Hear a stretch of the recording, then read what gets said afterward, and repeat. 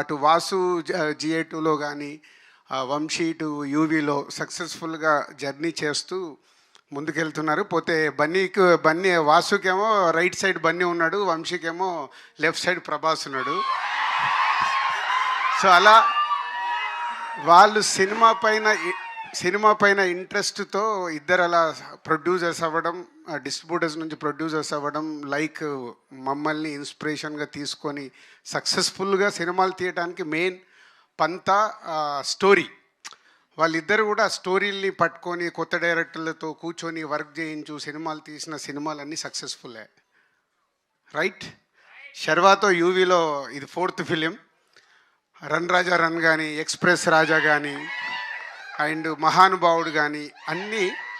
ఇప్పుడు ఈ బైకర్ గురించి లాస్ట్లో మాట్లాడతా.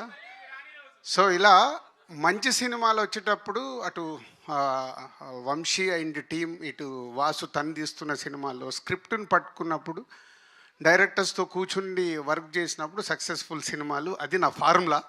నేను కూడా ఈ మధ్య కొంచెం ట్రాక్ తప్పి మళ్ళీ ఇప్పుడే ట్రాక్ ఎక్కాను. సో ఎక్కేసా డోంట్ వరీ, వచ్చేస్తున్నాం. సో అలా అంటే కథల్ని నమ్ముకొని రైట్ టీంతో వర్క్ చేసినప్పుడు వాళ్ళ కెరియర్లో ఎప్పుడు మిస్ఫైర్లు కొట్టలే, నేను కూడా ఎప్పుడు మిస్ఫైర్లు కొట్టలే.